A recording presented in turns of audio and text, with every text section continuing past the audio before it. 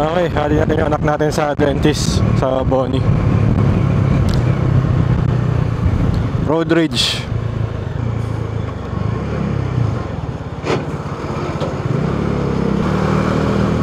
Kapakyan ko na eh.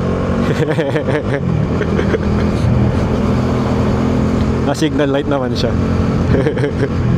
Oh, okay, tips para sa road rage, para maiwasan. Pag yung masyadong seryosohin ha, kasi medyo comedy to. Okay. Kadalasan sa road rage, ano yan eh, yung sisimula sa ano eh, yan, git-gitan, ganyan. So bubusinahan mo, pag binusinahan mo, may yung ulo, di mati-trigger na yun.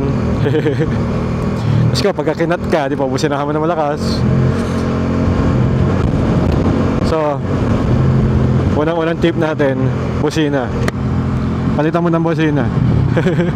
Palitan mo na nakakatawa, para pag may kumat sa'yo, pag binusinahan mo ng malakas, alam ba, parang tunog yung clown horn ba yun, clown car.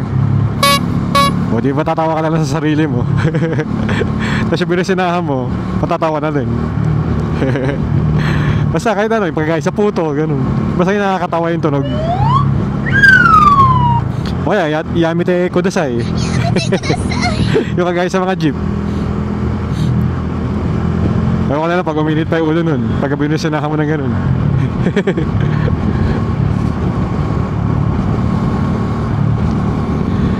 So ayun, una, busina. Pangalawa, kagaya nung sa babaeng vlogger, iba na dirty finger siya. Nagkagano, huwag ka na mag dirty finger. Kung binabusinahan ka na binabusinahan, nakasar ka na, maganda na lang yung beauty queen na wave. Yung gano'n, no? With posture, plus points yun.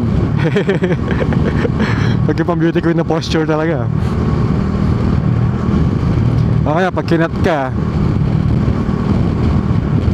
gano'n ka, oh. Yung gano'n.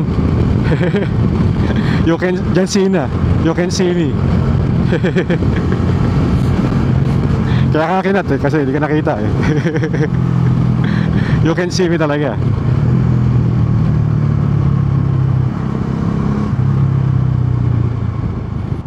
Para lang ano, imbis na magalit ka, maiisip mo yun, gawin yun. O kaya minsan lagyan mo ng ano, yung mga famous line sa pelikula, or kaya lagyan mo ng famous na boses ng celebrity.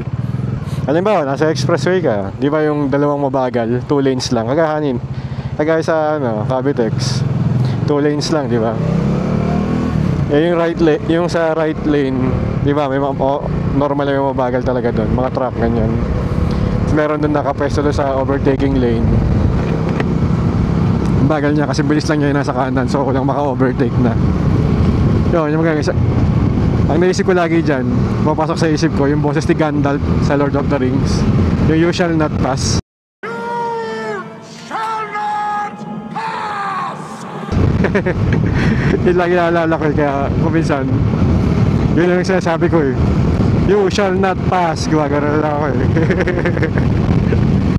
Pero nawawala, ibig sa may mainis ako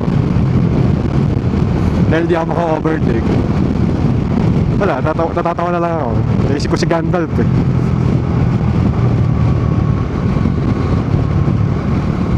Tapos minsan pag ano, halimbawa intersection,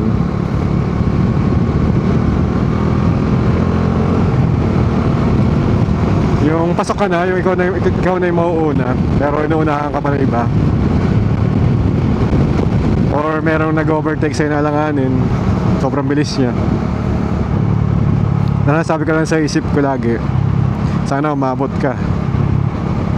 So yung sunod na tips natin, yung ano, gawa mo ng backstory. Sa atin, kadalasan pag gano'n, mabilis, ang backstory palagi, kaya sinabi ko na sana umabot ka. Ang backstory ko, kumain siya ng ano, pusit, Tapos tumira ng munggo. Tapos nagano pa, nagmanggang hilaw. Biglang may ano eh, biglang may kumulo. Humilab, biglang may humilab. Kaya tatawa na lang ako. Nasabi ko lang, sana umabot ka. So siyempre papasok dito ngayon yung pinakahuling tip natin. Lalagyan nyo ng soundtrack. Kagaya ng example ko, yung may backstory ko ay LBM. Ang soundtrack na papasok agad automatic nun, yung ano, Taco Bets ni Michael B, ni Bitoy. Kaya kung napansin nyo, yung sinasabi ko na tumira ng munggo, kumain ng puset, tsaka mangga, yun yung lyrics ng Taco Bets. Doon nasira yung chan niya. Kaya pag ano, may mabilis backstory, automatic may kasamang soundtrack. So tatawa ka na lang talaga.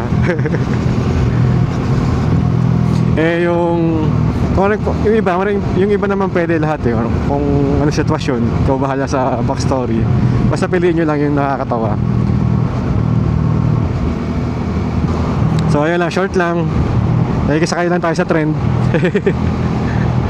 Ni trend ng ano, You Tell Me. So ayun, hindi tayo tapusin. Thank you naman hindi. Hanggang sa muli. Bye bye you. Kumain ka ng pusit, tumira pa ng munggo, tapos manggang hilaw, dyan mo'y kumukulo. Taco Bets! Taco Bets!